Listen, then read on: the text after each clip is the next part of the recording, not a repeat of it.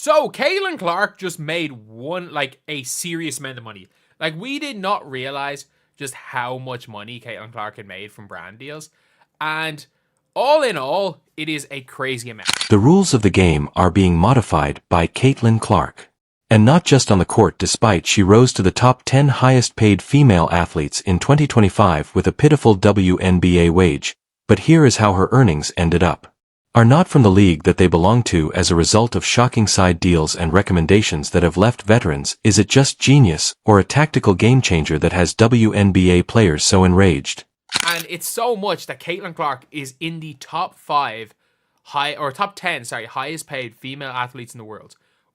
By the end of this incredible tale of enormous salaries, envy, and commercial acumen, you'll understand why Clark's name is shocking the WNBA and beyond. You might be saying, oh, like, she's top 5, she's top 10, like, who's number 1? Is it A'ja Wilson number 1? I mean, if A'ja Wilson was asked about this, and these are, like, not accurate numbers, Caitlin Clark is making 11 million, so A'ja Wilson's making 12. But, Caitlin Clark's ascent to fame in women's basketball is nothing short of a phenomenon, but it's not just her on-court prowess that has people talking. She's breaking records in gameplay and earning enormous sums of money in the world of endorsements, but her meager $76,535 WNBA salary has sparked controversy and, let's face it, some jealousy within the league. How is it possible for a rookie to earn more in endorsements and side gigs than the majority of seasoned players in the league? That would be absolutely incredible. But they did release a list of the top earning female athletes. And Caitlin Clark is 10 at 11.1 million. So she is equal on brand deals with Simone Biles. Clark's advertising professional women's basketball is changing as a result of astute and calculated choices, but not everyone is happy about it. She's not bigger than Simone Biles. Like, this is somebody who realistically only boomed from April on. On the one hand, she's increasing the league's profile by attracting more supporters and media attention, but on the other, her quick ascent draws attention to a serious problem. The story of opportunity and jealousy is unfolding in real time, with Clark at the center of the WNBA's wage gap and its struggles to hold on to its best players in the face of better paying options overseas or in other leagues.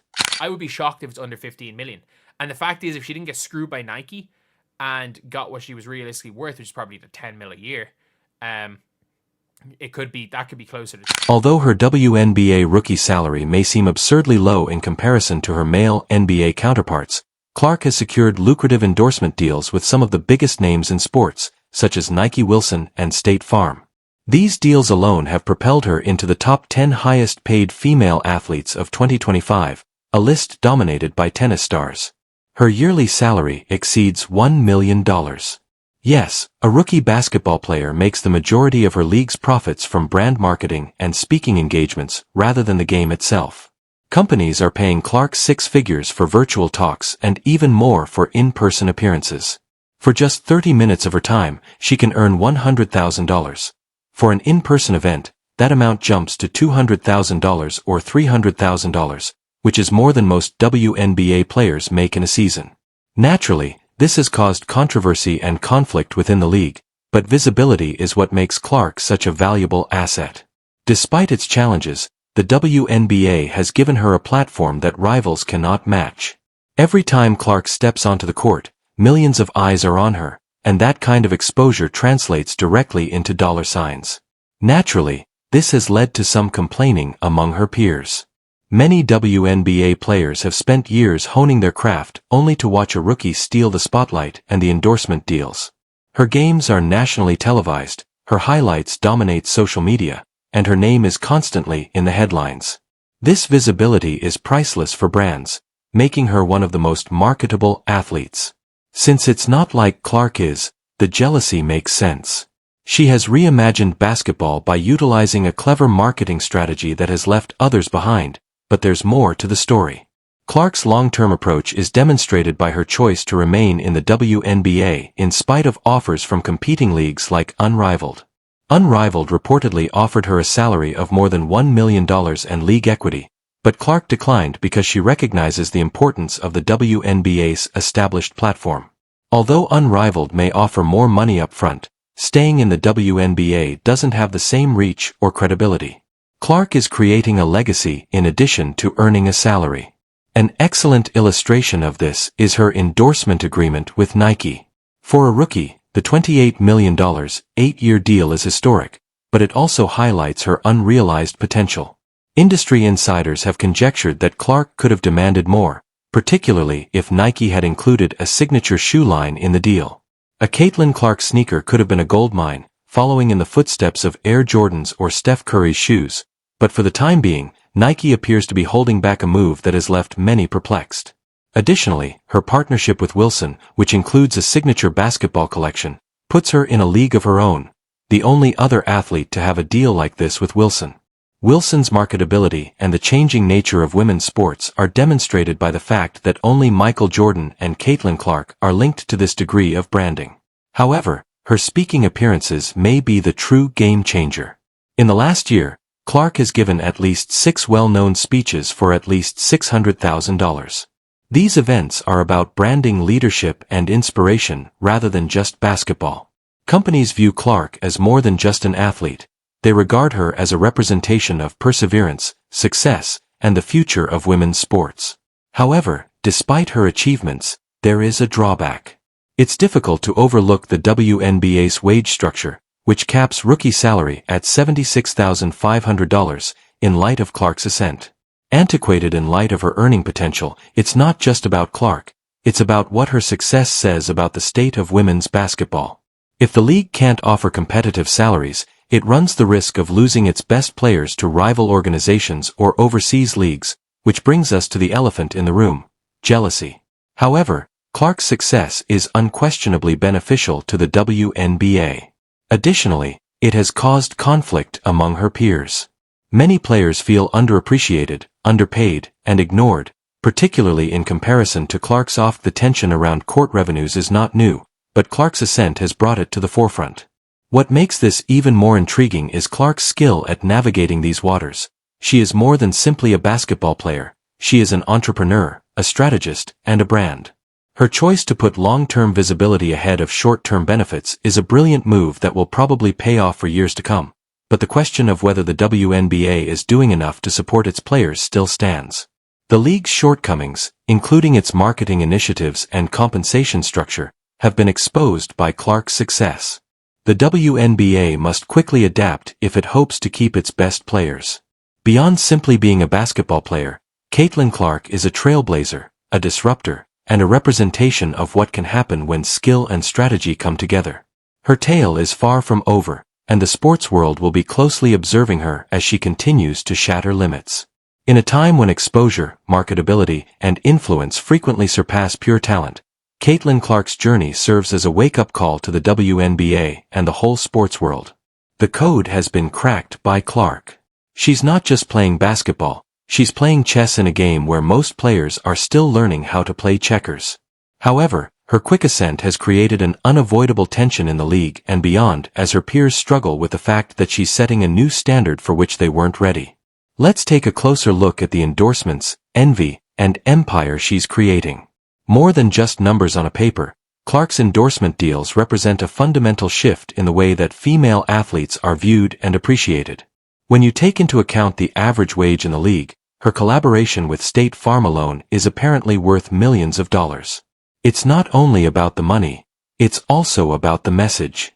State Farm's decision to support Clark highlights her stature as a cultural icon whose impact goes well beyond the court, but the envy doesn't end there. WNBA veterans have been fighting for years to get even small sponsorships. Veteran players are left wondering, why her? The explanation is straightforward but unsettling: timing, marketing, and charisma. Clark's debut has drawn attention and sparked anger. When Clark joined the league at a time when interest in women's sports was growing, she took advantage of the opportunity with unparalleled precision. Her charisma also played a significant role. Her confidence on and off the court is captivating. She is relatable and aspirational, a unique combination that makes her a marketer's dream. Whether she's making three-pointers with ease or speaking to an audience at a corporate event, she's telling a story rather than just showcasing her skills. It's a story of perseverance, aspiration, and the conviction that women's sports can be just as interesting and lucrative as their male counterparts, but it's not without its critics. Some detractors contend that Clark's ascent is a sign of more serious problems in the WNBA, where individual achievement frequently comes at the expense of group advancement. Most players find it nearly hard to achieve financial security through basketball alone due to the league's salary ceiling and tight pay structure. With her millions of endorsements, Clark is the exception rather than the rule, and although her success draws much-needed attention to the league, it also draws attention to its injustices. Can the WNBA change quickly enough to compete with players like Clark? For years, the league has had trouble luring and keeping elite players, losing many of its stars to other leagues that pay far more. Although not every player has the same opportunities or the same willingness to play the long game, Clark's decision to remain in the WNBA despite more lucrative offers elsewhere is a testament to her long-term vision. Additionally, while the $28 million over 8-year Nike deal sounds impressive, some experts feel it undervalues her true value. In particular, the absence of a signature shoe line seems like a lost chance. Consider the cultural influence of Air Jordans or the Under Armour Curry line to see how a Caitlin Clark sneaker would have changed the game for both her and women's basketball in general. A signature sneaker is more than simply a product. It's a way for an athlete to establish their legacy and increase their impact off the court. Given Clark's rapidly rising profile and her indisputable appeal to young fans, Nike's reluctance to fully capitalize on her popularity raises concerns about the brand's dedication to elevating female athletes. It's an odd choice, especially considering that every opportunity to introduce a signature shoe or a significant marketing campaign is lost, and let's not forget that time is of the essence. Now that Clark's momentum is at its highest, Nike and Clark might lose millions if they do nothing. The WNBA itself is another issue. Although Clark's presence has clearly improved the league, it has also revealed its weaknesses.